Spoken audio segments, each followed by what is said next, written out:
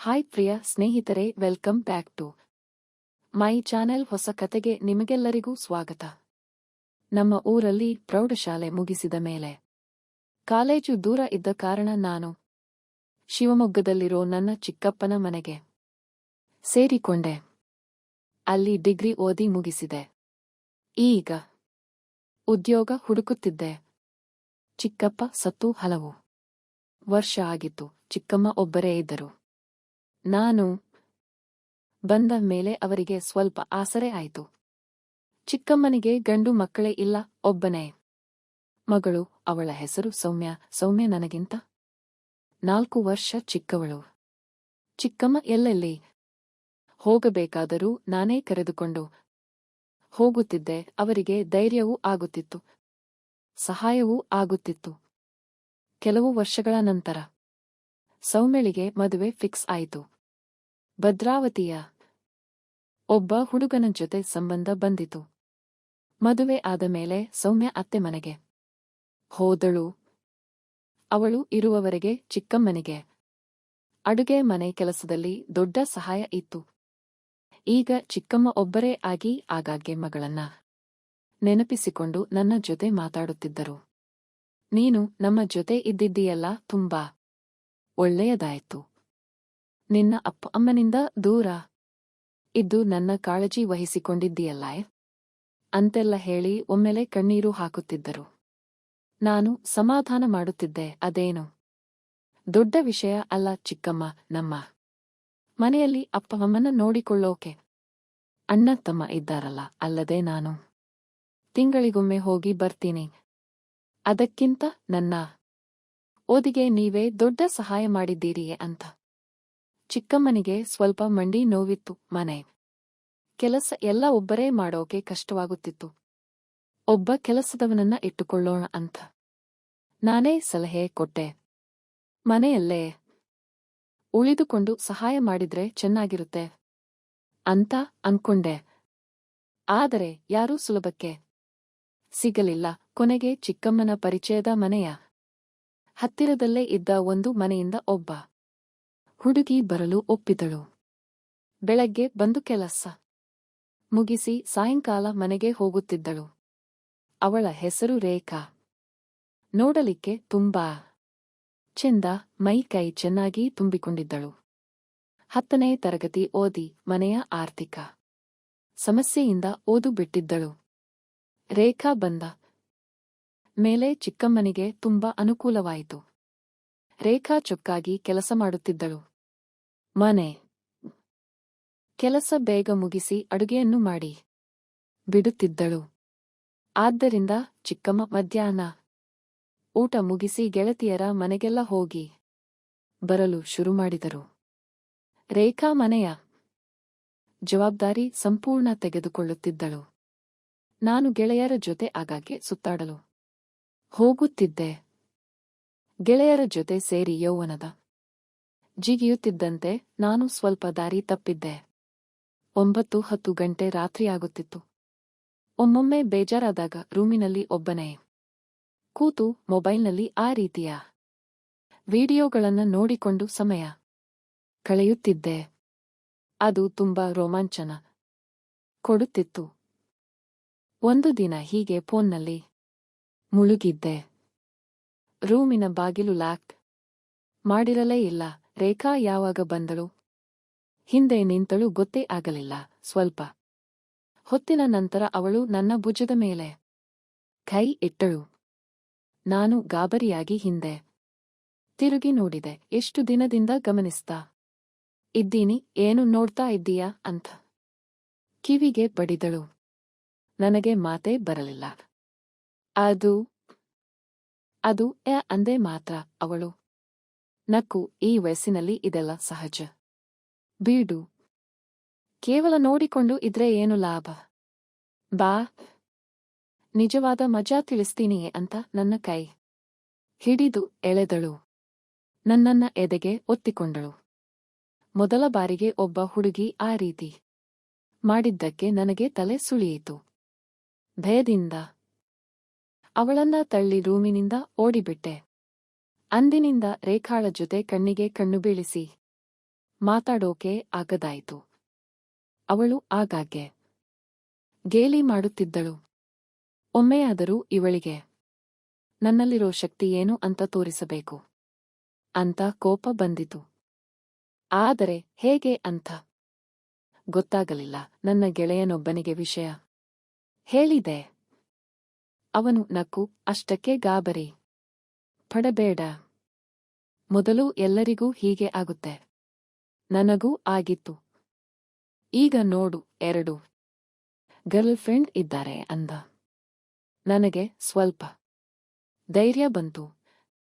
ನನ್ನಲ್ಲಿ ಏನೋ ದೋಷ ಇದೆ ಅಂತ ಅನ್ಕೊಂಡಿದ್ದೆ, ಅದು ತೊಲಗಿತು. ಇದಾದ ಕೆಲವೇ ದಿನಗಳಲ್ಲಿ ಇನ್ನೊಂದು ಘಟನೆ ನಡೆಯಿತು. ಇದ್ದಕ್ಕಿದ್ದಂತೆ ಚಿಕ್ಕಮ್ಮನ ಮಗಳು ಸೌಮ್ಯ ತವರು ಮನೆಗೆ ಬಂದಳು. ಬಂದವಳ ಕಣ್ಣು ಕೆಂಪು, ಕೋಪದಲ್ಲಿದ್ದಳು. ಚಿಕ್ಕಮ್ಮ ಕಾರಣ ಕೇಳಿದರು.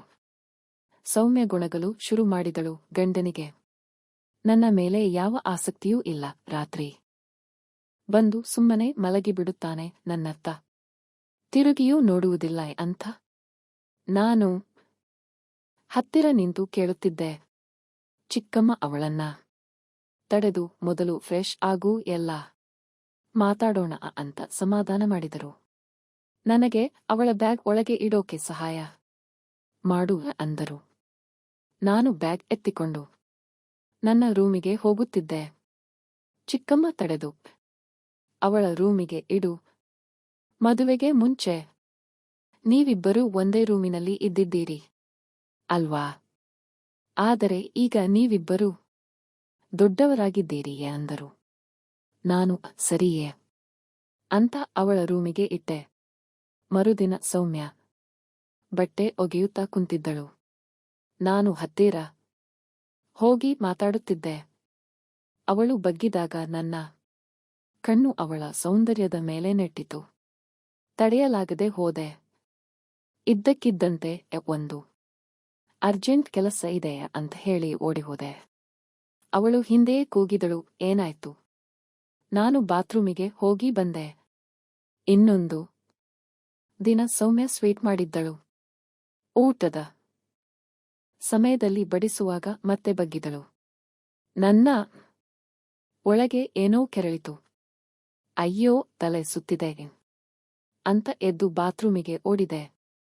ವಾಪಸ್ ಬಂದಾಗ ಸೌಮ್ಯ ಕೇಳಿದಳು, ಏನಾಯ್ತು ನಿನಗೆ? ಯಾಕೆ ಓಡಾಡ್ತಾ ಇದ್ದೀಯಾ? ನಾನು ಹೊಟ್ಟೆ ಸ್ವಲ್ಪ ಅಂತ ತಪ್ಪಿಸಿಕೊಂಡೆ. ಆದರೆ ಅವಳಿಗೆ ಸಮಾಧಾನವಾಗಲಿಲ್ಲ. ಇದೇ ರೀತಿ 2-3 ಸಲ ಆಯ್ತು. ಸೌಮ್ಯಗೆ ಸಂದೇಹ ಬಂದಿತ್ತು. ಒಂದು ದಿನ ಮಧ್ಯಾಹ್ನ ನಾನು ರೂಮಿನಲ್ಲಿದ್ದಾಗ ಸೌಮ್ಯ ಬಂದು ಬಾಗಿಲು ಲಾಕ್ ಮಾಡಿದಳು. ಇವತ್ತು ನನಗೊಂದು ಸಂಗತಿ ಖಚಿತವಾಗಿ ಗೊತ್ತಾಗಬೇಕು ಅಂದಳು. ನಾನು ಈ ಅಮ್ಮ ಇದ್ದಾಳೆ ಅಂದೆ. ಅವಳು ನಕ್ಕು, ಅಮ್ಮ ಗೆಳತಿಯರ ಮನೆಗೆ ಹೋಗಿದ್ದಾರೆ. ಈಗ ಹೇಳು, ನೀನು ಯಾಕೆ ಆಗಾಗ್ಗೆ ಬಾತ್ರೂಮಿಗೆ ಓಡಾಡ್ತಾ ಇದ್ದೀಯಾ? ಬಂದ್ರೆ ತುಂಬಾ ಹೊತ್ತು ಆಗುತ್ತೆ. ನಾನು ಬೇರೆ ವಿಷಯಕ್ಕೆ ತಿರುಗಿಸಲು ಯತ್ನಿಸಿದೆ. ಆದರೆ ಅವಳು ಬಿಡಲಿಲ್ಲ. ನನಗೆ ಎಲ್ಲ ಗೊತ್ತು, ಹೇಳಲೇಬೇಕು ಅಂತ ಹಠ ಮಾಡಿದಳು. ಕೊನೆಗೆ ಹೇಳಲೇಬೇಕಾಯಿತು.